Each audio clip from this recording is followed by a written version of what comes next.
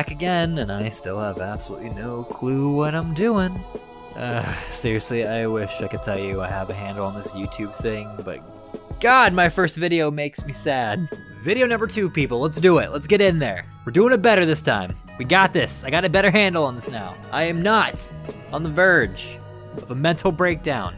Anyway, games. Games. I like games. Do you like games? I know you like games because you wouldn't be watching this if you didn't like games. But you know what kind of games I like? I like games with low commitment and minimal effort. The term that I've used to describe this is junk food gaming, where the game is short and sweet, it doesn't have a whole lot going for it, but it isn't completely garbage in turn. It's managed to be a wholesome but small experience. So why the term junk food gaming? Where does that come from? Well, you go to a bag of chips, right? And it's mainly for a quick fill.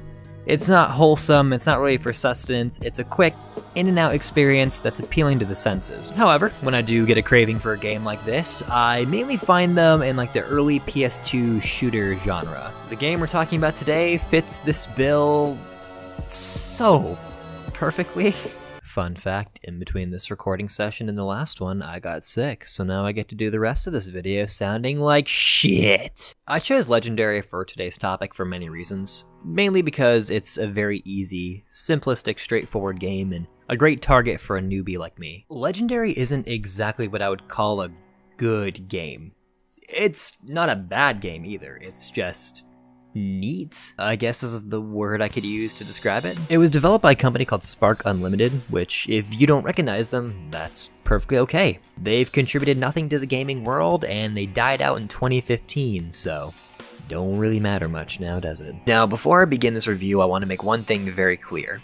Legendary is currently a $2 game on Steam, which means I'm going to be judging it as a $2 game. This means that I might be going a little bit easier on the game than I normally would another one. There are obvious flaws here and I'll point them out, but I'm going to throw the game a bone or two extra than I would a normal game because the effort that it takes to get the game isn't that severe. That's not to say I'm not going to be honest about the game, but I'm going to be cutting Legendary just a little bit of slack because of how cheap it is. This isn't a taxing experience, and really, you lose nothing but time, and not much of it. So, what kind of game is Legendary? Have you ever played Gary's Mod? Have you ever ported a giant something, let's just say a dragon from Skyrim, for lack of a better example, and you shoot at it with things that have no business being in the same space as these dragons? That's kind of what I've begun to equate Legendary to. You play as a man named Decker, who's paid by the villains of the story to steal Pandora's box. But for reasons that are never explained, he decides to stick his hand inside and unleashes death by bird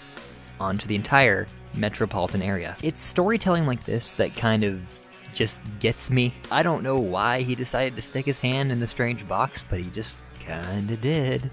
Maybe they explained it somewhere, maybe they paid him to directly do this and I just didn't catch it, but hot damn dude, that was dumb. Just stuck his hand right in there.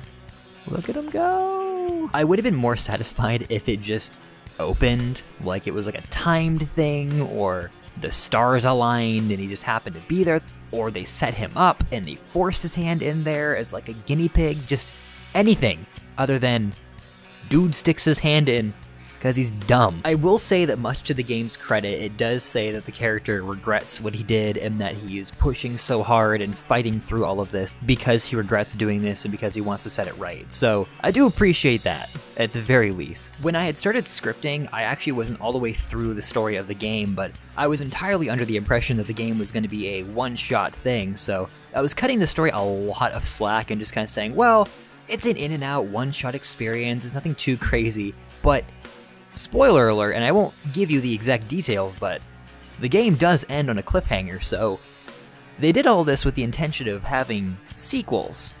So it kind of throws me off a little bit when there's little elements to the story that are just kind of goofy, I suppose, because this other game is going to lead into it and have the same goofy elements to it. It goes without saying that I don't think the story is anything super fantastic. I don't think it's bad either, though. That's kind of the thing. It's a very leave your brain at the door and just kind of enjoy the ride story. You can laugh at it and have a really good time, but I'm laughing because it's goofy, but it doesn't take itself too seriously either. It's not like Hunt Down the Freeman levels of ridiculousness. The story is told in one of two ways, either direct cutscenes or these picture slideshows that are narrated by the main character's cohort, Vivian. Another point in the game's favor though is how they choose to tell the story. The game is never really quite finished showing you how destructive and cool the creatures can be in this game. Take the opening for example. As I mentioned before, the game starts out with your character opening up Pandora's box and seemingly unleashing the end times upon the world. You immediately have to run through this crumbling museum as destruction goes on all around you and people just lay dying or getting killed right in front of you by debris and other hazards. You step outside and now realize that the city is no different except for the fact that there are freaking Griffins killing people left and right. And it isn't long before you're brought face to face with one. You may then give him smooches because he is adorable and I love him. For the rest of this level, the game basically is just there to showcase its creatures and what they're capable of.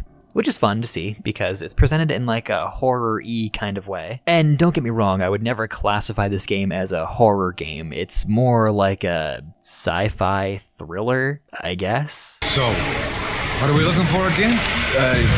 Minotaur. There it is! Minotaur! Minotaur!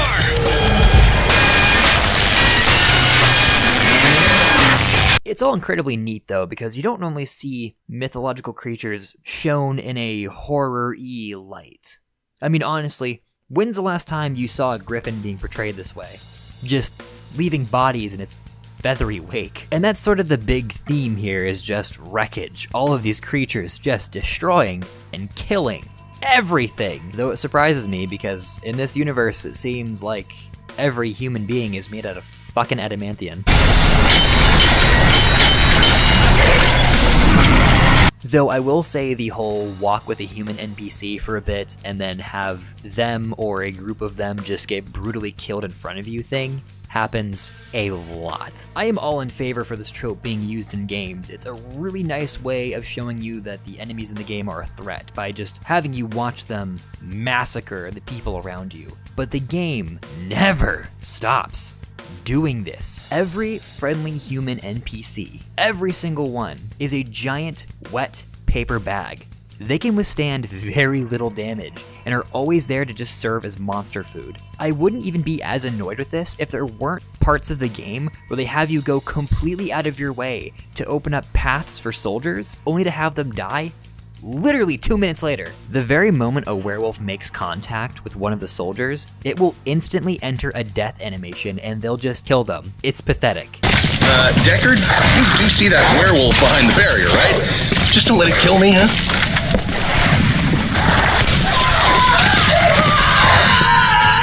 Something I figured that was worth mentioning is the voice acting in the game. There isn't a lot of it. The main character is silent except for grunts and groans, and really there are only like 2 or 3 characters that actually consistently talk, and about 85% of that is done by Vivian, who I mentioned before. The clubhouse turned out to be farther away than I thought.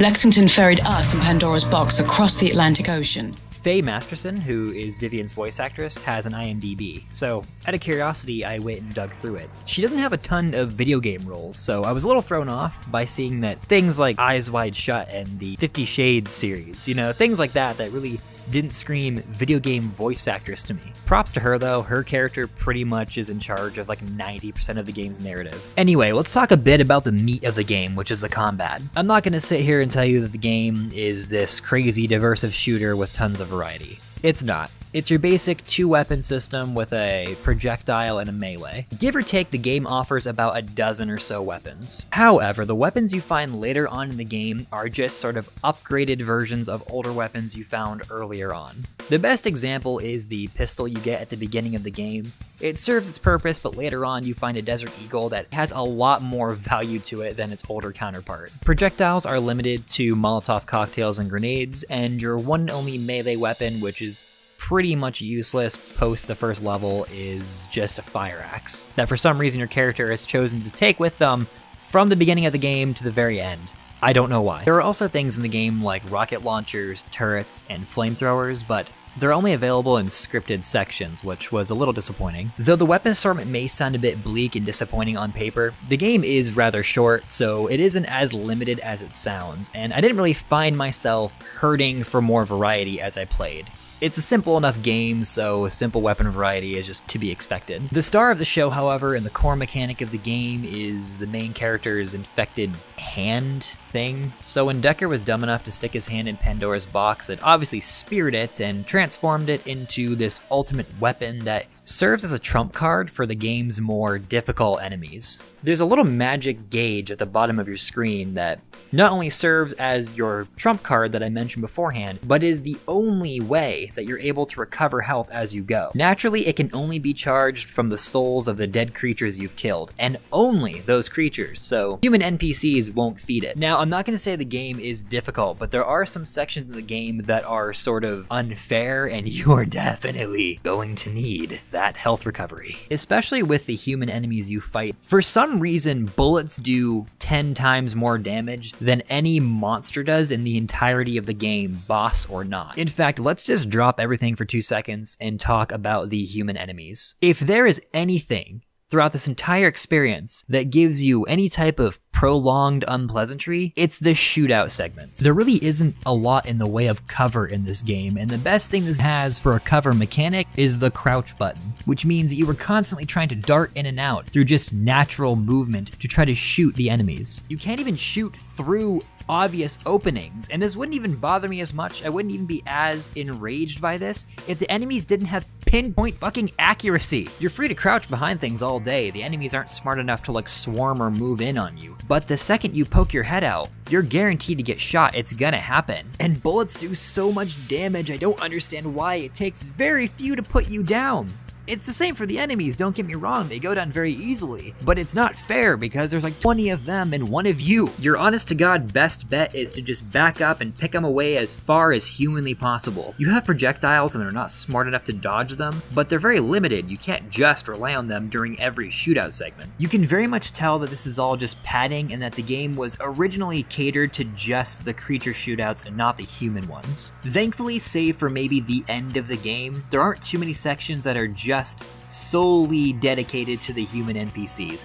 They're just kind of sprinkled in or even mixed in with the creatures, which is kind of cool because the creatures will fight them and it becomes like a big three-way free-for-all. So there's that at least. Thank God this is just a small part of the game and the monsters here are the main attraction. Like the guns, I'm not going to say there's a ton of variety, but there's just enough going on to fill out the game's short runtime. Every non-human enemy you face in the game has some sort of gimmick that makes them harder to kill or even at some points invulnerable. The best example and possibly the worst, most annoying enemy in the entire game are these little fairy things that are completely invulnerable and practically invisible during normal combat. They only come into form whenever they want to attack you, so you kind of have to watch them and pick and choose your moments when you want to shoot them. I mean, you'd think that'd be the worst it gets, but there's a section in the game where werewolves suddenly become invisible, and it's fucking obnoxious. Other gimmicks include these fire lizards that can only be put out with water, werewolves have to have their heads blown off to kill them, and minotaurs are just very absorbent of damage unless you hit them in the back, which is kind of hard because they charge straight at you, so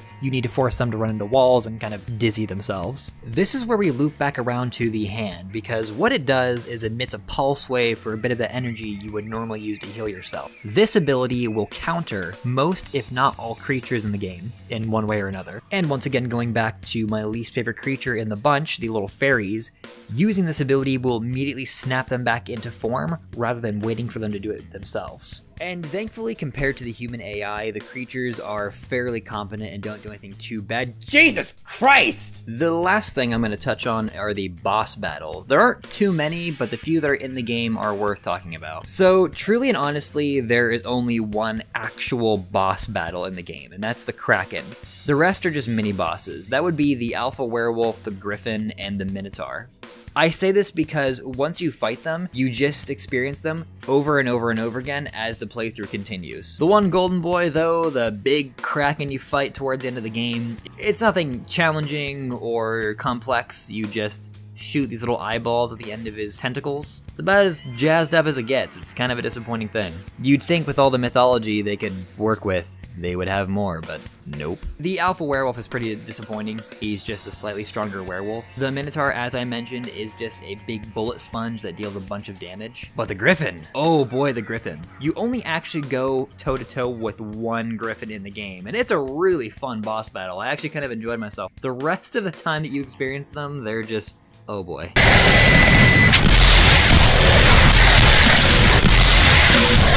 I mean, hey, at least it's got bugs, though. We all know I like them.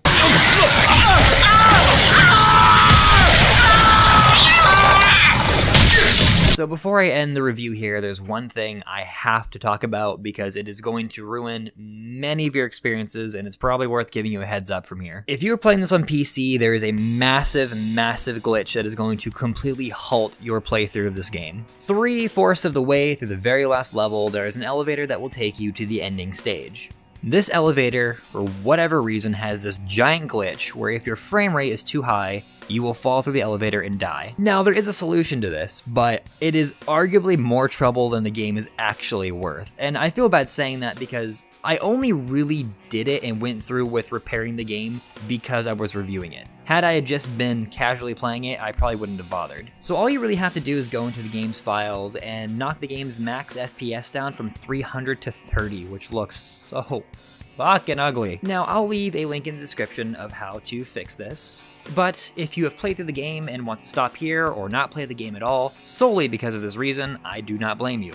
I can tell you with absolute certainty that if I was just playing the game casually, I would have stopped here. This kind of brings me to the conclusion because I don't quite know what to tell you here. I want to be nice to the game because the game is sort of a what you see is what you get scenario. This is junk food gaming after all. I specifically reviewed this game because it encapsulates that exact term perfectly. This is supposed to be an experience where you leave your brain at the door and just play a game that doesn't have so much going on that you don't have to do a lot of thinking. I'll say it again, Legendary is not a good game and it's not a bad game. It's passable. I enjoyed myself, but I wasn't going into it for too much of an experience. Again, I refer to it as junk food gaming for a reason.